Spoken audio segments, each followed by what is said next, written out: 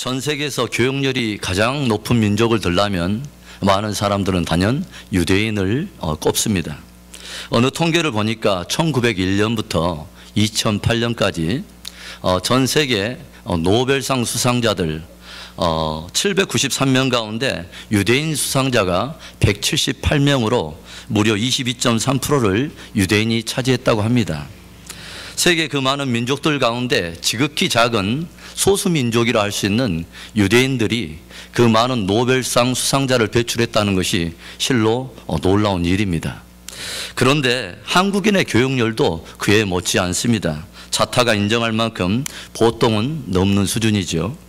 미국의 오바마 대통령이 공식 석상에서 한국인들의 교육 수준과 또 교육열을 공공연하게 칭찬할 정도에 이르렀습니다. 교육열이 높은 만큼 무엇이 함께 더불어서 높아질까요?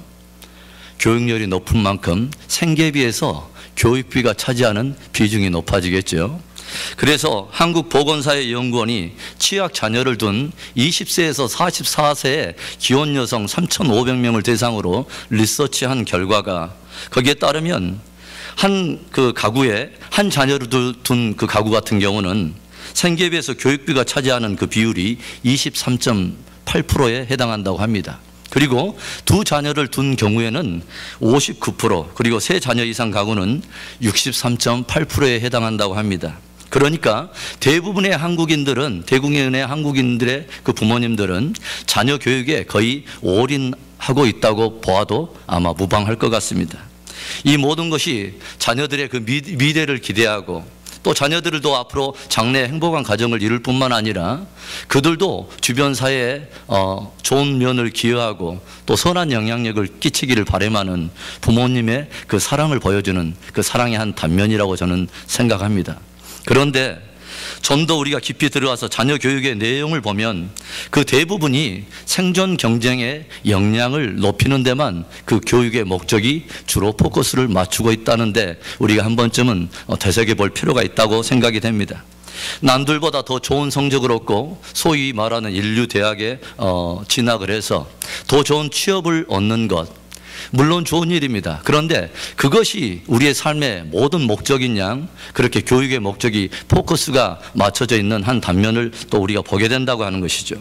그러다 보니까 새벽부터 밤 늦게까지 공부를 하는데 인간관계 안에서 정작 배워야 될 교양과 그리고 예의범절이라든가 인격적인 성숙함에 대해서는 조금 더 그런 면이 둔하게 관리되고 있다고 하는 것을 우리는 좀 체크해 보아야 될 것 같습니다. 그래서 공부를 많이 했음에도 불구하고 사회생활을 위한 여러 기본적인 소양이 부족한 많은 사람들을 또 보게 되고, 이러한 모든 면은 교육열이 높음에도 불구하고 우리의 자녀 교육이 올바른 방향으로 진행되고 있는가 하는 것을 한 번쯤 부모로서 점검하도록 만든다고 하는 것이죠. 자녀 교육의 목적과 방향을 한번 되짚어 봐야 하겠다는 생각이 듭니다. 진정한 교육이란 여러분 무엇이라고 생각하십니까? 특별히 예수를 믿고 구원을 얻은 우리 성도들이 우리의 자녀들을 어떻게 양육해야 올바른 믿음을 가지고 바른 삶을 살 수 있을까요? 성경에서는 우리 자녀들을 이렇게 표현하고 있습니다. 자식은 장사의 수중에, 장사의 전통에 담겨 있는 화살이라고 말을 합니다. 장사가 활, 전통을 가지고 있는데 그 안에 가득 담겨져 있는 화살들이 곧 자녀라고 하는 것이죠. 화살은 나름 날아가야 될 관역을 다 가지고 있습니다. 이것은 하나님께서 우리의 각 자녀 한 사람 한 사람을 향한 하나님이 정하신 계획과 목적이 있다고 하는 것이고, 그것을 향해서 자녀들이 삶의 포커스를 맞추고 살아갈 때 하나님을 영화롭게 하고 사람들을 기쁘게 하는, 그렇게 정말 하나님과 사람을 그렇게 기쁘게 하고 유익을 가져다주는 그러한 삶을 살아낼 수 있다는 것입니다. 그런데 하나님께서 어떤 관역을 향해서 날아갈 이 화살과 활 시위를 누구에게 맡겼냐면 부모라는 존재에게 맡겼다고 하는 것이에요. 그래서 부모는 어떤 사람들이냐? 한마디로 하나님께로부터 자녀를 위탁받은 청직이라고 말할 수 있는 것입니다. 우리는 어떤 자격을 갖추기 위해서는 굉장히 많은 시간을 투자합니다. 그리고 시간을 투자할 뿐만이 아니라 연구하고 공부해서 그 자격증을 따내죠. 하다못해 국가공무원 자격증 쉽게 딸 수 있는 운전 라이센스를 따더라도 우리가 몇 주를 할애해서 우리가 드라이브 훈련을 하고 공부를 해서 마침내 따내지 않습니까? 그런가 하면 요리 자격증을 따내기도 하고 여러 기술 자격증을 따내기도 합니다. 그런데 정작 좋은 부모가 되기 위해서는 우리는 공부를 하지 않습니다. 연구를 하지 않아요. 그래서 아무런 준비 없이 부모가 되기도 하고 자녀 교육에 대한 일관된 원리나 원칙을 가지고 우리가 자녀를 교육시키는 경우가 매우 드물다는 것이죠. 그래서 어떤 교육가는 이런 말을 던져줍니다. 항상 문제 아이들이 있는 것이 아니라 문제 부모들이 있을 뿐이다. 사도 바울은 에베소 교회 성도들이 전인적으로 성숙할 뿐만 아니라 또 주 안에서 아름답고 행복한 가정을 이루기 위해서 필요한 여러 관계 지침들을 안내해 주면서 자녀들에 대한 부모의 양육하는 자세에 대해서 이렇게 한 구절을 우리에게 들려주는 것이죠. 또 아비들아 너희 자녀를 노엽게 하지 말고 오직 주의 교양과 훈계로 양육하라. 자녀 교육을 위한 어떤 원리를 우리에게 가르쳐주는 말입니까? 믿는 성도로서 우리는 어떻게 우리의 자녀들을 올바르게 양육할 수 있을까요? 첫째로 말씀으로 양육하라는 것입니다. 우리 한번 따라서 합시다. 말씀으로 양육하라.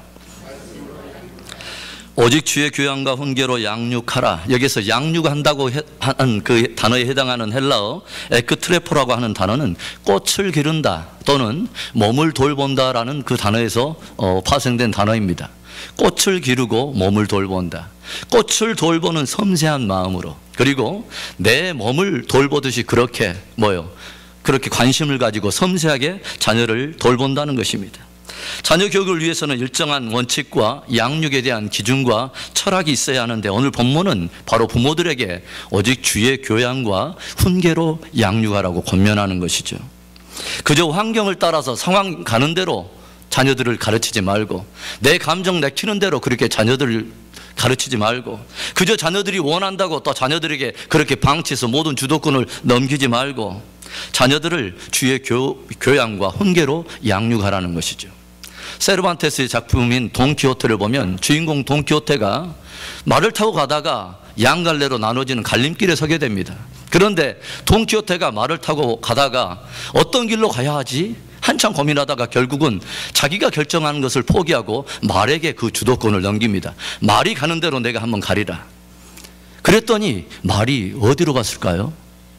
자기에게 너무도 익숙해 있고 자기가 쉴 수 있는 마구간으로 이 돈키호테를 데리고 갔다는 아름다운 이야기입니다. 말 되지요?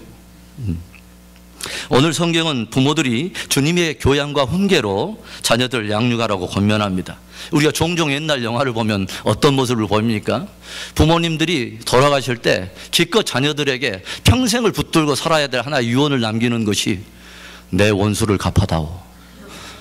그러면은 이 자녀들은 원수를 갚아야 되는 이것을 가지고 마음속에 품고 일생을 누구를 쫓아다니면서 원수를 지면서 그렇게 살아가는 거예요. 그런가 하면 가난에 한 맺힌 부모님들이 이놈의 가난이 웬수요, 이 말 한마디가 이 자녀들의 마음속에 깊이 박혀가지고 평생을 돈만 쫓아다니다가 인생을 쪽내는 그러한 자녀들의 삶도 우리가 보게 되는 것이죠. 우리가 올바르게 자녀들을 양육하려면 먼저는 부모들 안에 정확한 주의 말씀, 주의 교양과 훈계의 기준이 있어야 한다는 것이죠. 그래서 우리에게 왜 자녀를 맡기셨는가 하는 주님의 뜻을 분별하고 그 뜻대로 자녀를 양육할 때 하나님과 사람을 영화롭게 하는 복된 삶을 살게 된다는 것입니다. 오늘 세계인의 이목을 모으고 있는 유대인의 탁월함은 저들의 뛰어난 두뇌의 문제가 아닙니다. 유대인 가정에는 아이들에게 들려주는 자장가가 따로 없고 신명기의 말씀처럼 누웠을 때든지 일어날 때든지 성경을 강론하라 하는 그 말씀을 쫓아 아이들에게 성경을 읽어서 들려주는 것이 아이들의 자장가라고 말합니다. 그래서 유대인 아기들이 태어나서 가장 처음으로 입을 벌려서 띄엄띄엄 있는 게 야훼라고 하는 하나님의 이름이라고 합니다. 그리고 가장 먼저 머리에 새겨지는 한 존재가 바로 하나님이라는 존재를 먼저 머리에 새기고 산다는 거예요. 여호와를 경외하는 것이 지혜의 근본이요 그를 사랑하는 것이 지식과 명철이니라. 그 말씀처럼 자녀들을 그렇게 어렸을부터 가르친다는 거예요. 유대인 부모들 스스로 암송하여 새기고 있을 뿐만 아니라 자녀들에게 끊임없이 대를 이어서 들려주는 한 말씀이 있는데, 보배로운 우리 신명기 6장 4절에서부터 9절 쉐마라고 들리는 이 말씀을 우리 한번 큰 소리로 띄엄띄엄 우리가 한번 새겨보겠습니다. 함께 읽겠습니다. 이스라엘아 들으라. 우리 하나님 여호와는 오직 하나인 여호와시니 너는 마음을 다하고 성품을 다하고 힘을 다하여 내 하나님 여호와를 사랑하라. 오늘날 내가 내게 명하는 이 말씀을 너는 마음에 새기고 내 자녀에게 부지런히 가르치며 집에 앉았을 때든지 길에 행할 때든지 누웠을 때든지 일어날 때든지 이 말씀을 강론할 것이며 너는 또 그것을 내 손목에 매어 기호를 삼으며 내 미간에 붙여 표를 삼고 또 내 집 문설주와 바깥문에 기록할지니라. 아멘. 유대인 부모는 아이가 어렸을 때부터 철저하게 하나님의 말씀을 기준으로 아이를 양육한다는 것이죠. 하나님이 살아계시다는 것, 하나님이 모든 만물을 창조하셨다는 것과 그 아이의 생명을 주관하고 있다고 하는 것, 그래서 그 하나님과 동행하면 때때로 인생의 여러 어둠 터널을 지나지만 그때도 여전히 옆에 계시는 바로 그 하나님 앞에 엎드리기만 한다면 그것이 바로 문제의 해답이 되고 다시 삶을 풀어가는 열쇠라고 하는 것을 자녀에게 가르쳐주는 것입니다. 우리들도 하나님을 섬기면서 사는 것이 인생의 가장 보배로운 목적인 것을 자녀들에게 끊임없이 들려주어야 합니다. 그래야 할 때 우리 자녀들이 인생길에서 길 잃고 방황하는 것이 사라지고 일평생 하나님을 경외하면서 하나님의 사랑 속에서 자라갈 수 있게 되는 것이죠. 사람은 하나님의 형상대로 지음을 받았기 때문에 단순히 생존 이상의, 단순히 생존하는 것 이상의 존재 목적을 누구나가 다 가지고 있는 것입니다. 전도서 12장 13절의 말씀을 우리 한번 봅니다. 이 일의 결국을 다 들었으니 하나님을 경외하고 그 명령을 지킬지어다. 이것이 사람의 본분이니라. 우리 자녀가 공부를 잘하고 재능이 탁월해서 우리 사회에서 성공한다 할지라도 그 마음 중심에 하나님을 경외함이 없다면 사람의 본분을 망각한 인생이 되고 마는 것입니다. 사람들의 인정을 받을지라도 하나님께 인정을 받지 못한다면 그 인생을 어찌 성공한 인생이라고 말할 수 있겠습니까? 우리는 끊임없이 자녀들에게 이런 말을 들려줘야 해요. 엄마 아빠는 네가 공부를 잘할 때 굉장히 기쁘고 행복하단다. 그러나 하나님을 더 잘 섬긴다면 그것이 훨씬 엄마 아빠에게 중요한 의미가 있고 그것이 네가 인생을 잘 사는 길이야. 네가 하나님을 사랑하는 것이 곧 부모를 사랑하는 것과 같단다. 이런 말을 우리는 들려주어야 합니다. 부모님들이 자녀들에게 정에 끌려서 일관된 신앙 원리를 적용하지 못하는 경우를 종종 많이 보게 됩니다. 성경에 보면은 부모님은 1세대로서 하나님을 잘 경외하고 살았지만 그 자녀들에게 신앙 연결에 실패함으로 인해서 가정이 점점 기울어지고 이 가정의 문제가 더욱더 확대될 때 사회가 함께 타락해 가듯이 사회도 함께 기울어가는 모습들을 종종 성경이 우리에게 보여준다고 하는 것이죠. 엘리 제사장이 점점 나이 들면서 몸이 비둔해졌습니다. 그리고 성경은 무엇이라고 말하냐면 엘리 제사장이 나이 점점 들어서 몸이 비둔하여지고 엘리가 제사장일 때는 하나님의 이상과 하나님의 말씀이 흔히 보이지 아니하더라라는 말씀을 들려줍니다. 그래서 이 엘리 제사장이 하나님의 이상과 비전을 보지 못할 바로 그때에 그의 두 아들인 홈리와 비느하스도 제사장이었음에도 불구하고 두 제사장은 하나님의 제사를 멸시할 뿐만 아니라 하나님이 싫어하는 부도덕한 일들을 쉽게 자행하는 그러한 사람들이 되었습니다. 아버지 엘리 제사장이 하나님의 말씀에서부터 흐려지기 시작하니까 그 자녀들에게도 올바른 양육에 실패하게 되는 사례를 우리에게 가르쳐 주는 것이죠. 가나안을 정복한 여호수아 세대였지만 그 다음 세대의 신앙 연결을 실패함으로 인해서 우리는 성경을 쭉 읽어가면서 이런 씁쓸한 구절을 읽게 됩니다. 여호수아 그 세대 이후에 일어난 사람들은 여호와 하나님을 알지 못하더라. 얼마나 가슴 아픈 이야기입니까? 가나안 정복의 영세대들 아닙니까? 자기들은 하나님의 사심을 친히 맛보고 경험했던 사람들 아닙니까? 그럼에도 불구하고 자녀들에게 신앙 연결하는데 실패했던 부모의 그 아픔을, 또 하나님의 아픔을 우리에게 보여준다고 하는 것이죠. 모든 일을 우리가 믿음으로 행했다 할지라도 다음 세대에 하나님의 말씀을 따라 살게 하고 그들이 하나님을 경외함으로 살도록 하는 이 삶을 우리가 실패한다면 그것은 부모의 책임을 다한 것이 아닙니다.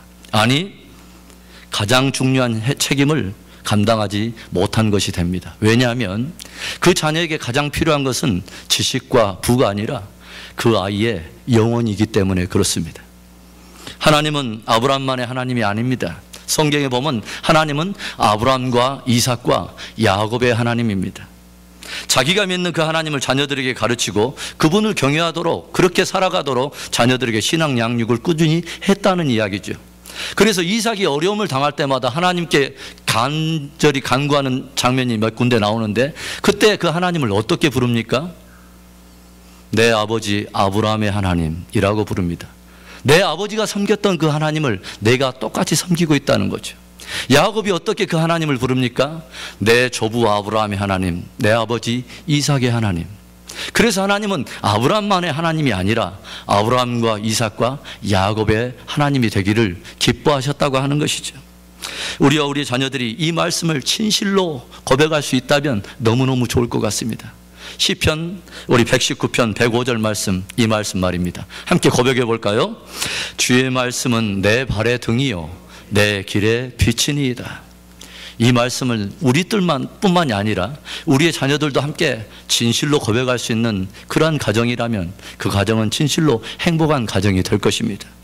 우리의 인생을 살아가다 보면 깜깜한 밤중에 길을 걷는 것처럼 어두운 터널을 지날 때가 있습니다. 그러나 등불을 우리 손에 들고 있다면 그 어떤 어둠이라도 능히 걸어갈 수 있는, 밝은 빛 가운데 걸어갈 수 있는 은혜가 있을 것입니다. 하나님의 말씀은 등불과 같아서 우리가 그 말씀이 명하는 대로 순종하며 걸어갈 때, 그 길 위에서 우리가 우리의 삶을 세워갈 때 하나님이 기뻐하는 삶을 살 수 있다는 것이죠. 우리 자녀들의 손에 많은 거 쥐어주지 못하지만 하나님의 말씀, 거룩한 등불을 손에 들려줄 수 있는 지혜로운 부모님이 될 수 있기를 주의 이름으로 축원합니다. 자녀들이 하나님의 목적과 원하는 뜻을 향해 살아갈 수 있도록 주의 교양과 훈계로 양육하시기를 바랍니다. 믿는 성도로서 우리는 어떻게 자녀들을 올바르게 양육할 수 있습니까? 둘째로 사랑으로 양육하라는 것입니다. 우리 한번 따라서 합시다. 사랑으로 양육하라. 덴마크에 남들보다 글솜씨가 뒤떨어지는 아이가 있었습니다. 아이는 11살이 되어서야 그를 조금 깨우치더니 그 앞뒤가 맞지 않는 문법을 따라서 하나의 글을 쓰더니 주변에 있는 사람들에게 자랑하면서 보여주었습니다. 그런데 한 아주머니가 이렇게 비웃는 것입니다. 내 글을 읽느니 차라리 나는 그 시간에 차라리 다른 일을 할 뻔했다. 너의 글을 읽느니 차라리 나는 그 시간에 다른 일을 하는 것이 나을 뻔했구나. 크게 실망하고 집에 돌아온 아이에게 어머니는 꽃 한 송이를 보여주더니 이렇게 말해줬습니다. 애야, 내 글은 아직 봉오리를 맺지 못했구나. 그러나 언젠가는 아름다운 봉오리에서 꽃을 피울 날이 있을 거야. 염려하지 마. 힘을 내렴. 후에 위대한 작가가 된 안델센의 이야기입니다. 마가복음 10장에 보면 부모님들이 그 자녀들을 예수님의 손에 축복을 받게 하려고 그 자녀들을 예수님 앞에 데리고 나오는 장면이 나옵니다. 그런데 이때 제자들이 그 부모들을 책망하고 아이들을 물리려고 할 때 예수님께서 어떻게 반응하셨는가가 마가복음 10장 14절에 나와 있습니다. 함께 읽어보겠습니다. 예수께서 보시고 분이 여겨 이르시되 어린아이들의 내게 오는 것을 용납하고 금하지 말라. 하나님의 나라가 이런 자의 것이니라. 제자들과 사람들은 육체적으로 어린 아이의 모습을 가지고 있기 때문에 아이들을 무시하려고 했습니다. 인격적으로 가볍게 대하려고 했어요. 그런데 예수님의 이 아이들을 대하거나 자녀들을 대하는 태도는 다른 사람들과 판이하게 달랐다고 하는 것이죠. 어린아이들이 내게 오는 것을 용납하고 금하지 말라. 하나님의 나라가 이런 자의 것이니라. 예수님께서는 지금은 어린아이지만 그 아이들 안에 있는 무궁한 가능성을 바라보시며 그들을 격려하고 있는 것이죠. 또 어른들 안에는 희미해져 있는 그 아이들 안에 있는 하나님의 나라를 사모하는 순전함과 그 순결함을 바라보면서 아이들에게 친히 손을 얹고 안수하며 축복하신 것입니다. 자녀들은 어떤 존재일까요? 자녀들은 사랑을 먹고 자라는 존재입니다. 사랑을 먹고 사는 존재예요. 특별히 우리가 오늘 읽었던 본문의 짧은 구절은 이렇게 시작이 되고 있습니다. 또 아비들아 너희 자녀를 노엽게 하지 말고, 아비들아 너희 자녀를 노엽게 하지 말라는 것입니다. 우리나라 같은 경우 가부장 제도권의 문화를 가지고 있기 때문에 굉장히 권위적이고 엄한 아버지상을 가지고 있습니다. 함부로 그 앞에 말할 수 없는 어려운 존재가 아버지가 아니었나 하는 생각을 해봅니다. 다짜고짜로 권위를 앞세워서 던진 그 아버지의 말 한마디가 비수같이 날아서 아이들의 가슴에 생채기를 내더니 분노의 마음을 일게 함으로 세상을 살되 왜곡된 가치관으로 왜곡된 그림을 가지고 살아갈 수 있다는 그 위기를 우리에게 가르쳐주는 것입니다. 유년 시절이나 청소년 시절에 입은 상처가 자녀의 일생에 걸쳐서 삶의 태도나 대인관계에까지 영향을 미치면서 건전한 방향으로 삶을 살지 못하도록 영향을 끼칠 수 있다는 것을 말해주는 것이죠. 아비들아 내 자녀를 노엽게 하지 말라 하는 그 말에서 노엽게 한다는 그 표현은 어디에서 유래됐냐면 배가 항해할 때 바람을 없애버린다 하는 뜻입니다. 노엽게 하지 말라는 그 단어가 거기서 유래된 거예요. 그 말이 무슨 말이냐면 당시 엔진이나 어떤 기술적인 어떤 기관이 발달하지 않았던 당대 시대에 배가 가는데 필수적인 요소가 무엇이냐면 바람이었던 거죠. 그런데 이 바람을 없애버린다는 것입니다. 무슨 말이냐면 자녀가 성장하고 발전할 수 있는 그 모든 가능성과 바람을 잠재워버린다는 것입니다. 용기를 꺾어버리고 낙심하게 만들고 좌절하게 만드는 것입니다. 그래서 그릇된 방법으로 잘못 징계할 때에 자녀들의 마음에 분노를 일으키고 더 이상 인생의 그 풍랑 많은 인생을 향해서 노져갈 수 있는 항의하고자 하는 살아갈 용기마저 상실하게 될 위기가 있곤 한다는 것이죠. 성경이 말하고 있는 바른 자녀 교육의 원리가 무엇입니까? 내 자녀를 노엽게 하지 말라. 그 말은 사랑과 격려로 양육하라는 말입니다. 자녀들은 부모가 자기를 사랑하고 있다는 그 확신을 가질 때 굉장히 이 자녀들은 자부심을 갖고 그 자녀는 탈선하지 않는다고 합니다. 그리고 설사 탈선했더라도 그 부모님의 따뜻한 그 품을 그리면서 사랑과 그 격려의 그 품을 그리면서 다시 돌아온다고 합니다. 그래서 우리들은 끊임없이 우리의 자녀들에게 내가 너희들을 사랑하고 있다고 하는 부모의 사랑을 자꾸 확신시켜 줄 필요가 있고 자꾸 격려해 줄 필요가 있는 것이죠. 주님께서 제자들을 대할 때 항상 사랑으로 대할 수 있었던 것은 지금이라고 하는 이 현재를 바라보지 않고 장래라고 하는 미래를 바라보았기 때문입니다. 항상 지금이라고 하는 그 작품이 아니라 장래 모든 것들을 이뤘을 때에 그 아이 속에 있는 무궁한 잠재력이 발산됐을 때 이뤄낼 그 인생이라고 하는 그 작품, 그것을 보았기 때문에 그 제자들을 축복할 수 있었다고 하는 것이죠. 베드로를 만났을 때 주님이 뭐라고 말합니까? 네가 지금은 시몬이나 장차 게바가 되리라. 네가 지금은 시몬, 한 갈릴리의 낯선 곳에서 고기를 잡아 올리는 어부의 삶을 살고 있지만 너는 앞으로 반석이 되어서 하나님의 나라에 그 반석이 되어서 하나님의 나라에 주초를 놓는 기둥과 같은 인물로 너는 쓰임받게 될 거야. 주님이 그렇게 격려해 주시는 것이죠. 에레미야가 주님께 부름을 받을 때 뭐라고 고백합니까? 주님, 나는 아이라 말할 줄을 모르나이다. 이때 하나님께서 어떤 말을 들려줘요? 너는 더 이상 아이라 말하지 말라. 내가 너를 통해서 열국을 뽑기도 하고 심기도 하며 열국을 파괴하기도 하며 다시 건설하기도 하리라. 하나님께서는 이 에레미야에게 용기를 주시며 사명과 비전을 보도록 축복해 주시는 것이죠. 특별히 저는 여러분에게 자녀들과의 많은 대화를 권면하고 싶습니다. 특별히 사춘기에 접어든 아들은 아빠와 깊은 대화를 필요로 합니다. 특별히 사춘기를 둔 또 딸은, 지나가고 있는 그 사춘기를 둔 그 딸은 엄마와 깊은 대화를 필요로 해요. 진실한 대화를 통해서 신뢰가 이루어질 때 그렇게 부모님의 사랑을 충분히 받는 자녀들은 어디서나 자신감이 있답니다. 실패를 할지라도 오뚜기처럼 다시 일어나는 그 복원력을 발휘한다고 해요. 그만큼 사랑받고 있다는 의식은 위대한 힘을 발휘하는 힘이 되는 것입니다. 부모의 사랑이 담긴 칭찬은 자녀들을 격려하고 분발시켜주는 큰 힘이 되는 것이죠. 여러분, 내 품에서 난 자녀지만 내 마음대로 되지 않는 것이 자녀라는 말에 여러분 동의하십니까? 대답을 하지 않아도 상황은 변하지 않습니다만은 다른 농사보다 자식 농사가 어렵다는 말에 여러분 동의하십니까? 사랑은 자녀들을 변화시킵니다. 옷을 벗겨내는 것은 강력한 바람이 아니라 따뜻한 햇빛인 거죠. 아비들아, 내 자녀를 노엽게 말고 오직 주의 교양과 훈계로 양육하라. 사랑과 격려로 자녀들을 양육함으로 아름답고 행복한 가정을 이루는 저와 여러분 될 수 있기를 축원합니다. 믿는 성도로서 우리는 어떻게 자녀들을 올바르게 양육할 수 있습니까? 세 번째로 신앙의 본으로 양육하라는 것입니다. 신앙의 본이 되라. 우리 함께 따라합니다. 신앙의 본이 되라.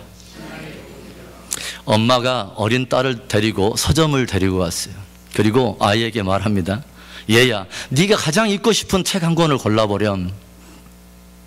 잠시 후 딸이 골라놓은 책을 보니까 그 제목이 가관이에요. 올바른 자녀 양육법. 그래서 엄마가 이 아이에게 물어본 거예요. 아니 얘야, 너 왜 이 책을 골랐니? 이 딸이 엄마에게 하는 말이, 엄마가 나를 올바르게 양육하는가 내가 한번 지켜보려고.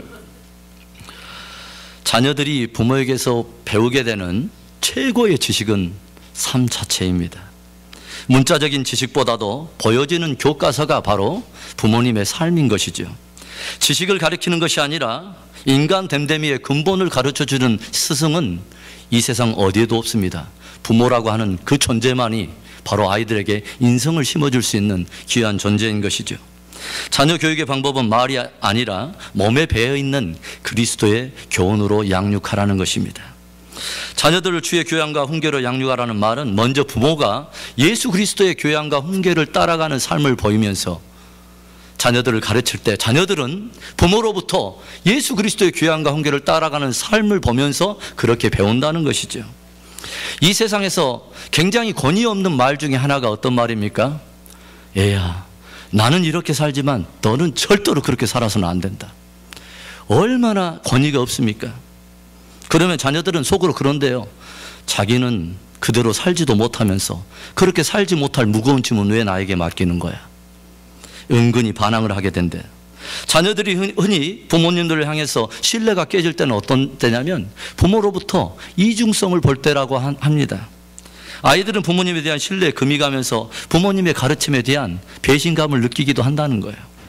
가르침과 행함이 모순이 되기 때문에 혼돈을 느끼게 되고, 혼돈을 느끼면서 아파하면서도 자녀들도 또한 이중성을 배워간다는 거예요. 많은 젊은이들이 교회를 떠나가는 상당한 이유도 지성세대가 보여주는 이중성 때문이라는 어떤 한 글을 제가 본 적이 있습니다. 함께 만나서 천사 같은 얼굴로 형제님 자매님 하면서 교제하던 부모님이 돌아오는 길에 자녀들 앞에서 그들을 금방 험담하면서 조소하는 이중성을 보면서 하나님의 영광을 위해서 한다고 명분을 세우더니 뒤돌아서면 다 자기가 했다고 소리를 높이면서 싸워대는 그런 이중성을 또 보면서 거룩한 하나님의 이름으로 찬송하면서 동일한 입으로 자녀들의 작은 실수에 저주와 비난을 퍼붓는 그 이중성을 보면서 자녀들은 하나님을 향한 신앙의 환멸을 느껴본 적이 있다고 대답을 했다는 것이죠. 자녀는 부모의 뒷모습으로부터 진실한 삶을 배운다고 합니다. 신앙의 본을 보이라. 원래 본이란 말은 원래 바느질 용어인 거죠. 바느질을 하기 전에 천에다 미리 바느질을 할 것을 분필과 같은 것으로 선을 그려놓은 것을 본이라고 말합니다. 그러면 그 분필이 그려놓은 선을 따라서 바느질을 하면 작품은 이루어지는 것이죠. 부모님의 삶은 무엇이냐? 마치 자녀들의 삶을 따라서 바느질을 해가는 것을 위해 그려져 있는 바로 선과 같다고 하는 것이죠. 한나가 깊이 기도하면서 낳은 아들이 바로 사무엘입니다. 사무엘이 자라면서 어머니께로부터 본 모습이 어떤 모습이었을까요? 나이 어린 자신을 하나님께 소원했기 때문에 나이 어린 자기를 기꺼이 모여 깊은 모정을 뒤로하고 하나님 앞에 드린 엄마의 신실한 믿음의 모습을 보면서 자란 것이죠. 또 어떤 모습을 보았을까요? 점점 타락해가는, 기울어져가는 이스라엘 민족을 바라보면서, 그리고 또 아들을 위해서 눈물 뿌려 기도하는 어머니의 모습을 보았을 거예요. 그렇게 자란 이 사무엘은 결국 어떤 인물이 되었습니까? 철저한 기도의 사람이 되죠. 나는 너희를 위하여 기도하기를 쉬는 죄를 결단코 범하지 아니하리라. 철저한 기도의 사람이 됩니다. 또 뭐예요? 엘리 제사장 때 다 무너져버리고 빼앗겨버린 법궤를 다시 한번 찾아온 이후에 표류하고 방황하고 있는 이스라엘 전체 민족을 다시 하나님께로 되돌이켜 놓는 부흥과 회복의 위대한 인물이 되는 것을 우리는 보게 됩니다. 이 사회에서 일어나는 많은 문제들은 사실 한 가정에서부터 비롯된 문제들의 연장선상이라고 저는 보고 있습니다. 많은 가구들을 구비하고 편리한 시설들이 있는 하우스, 집, 건물은 있는데 그 안에 자녀들이 깃들이고 그 안에서 신앙을 배우고 사랑을 배워야 될 홈, 가정이 점점 사라져가는 시대를 우리는 봅니다.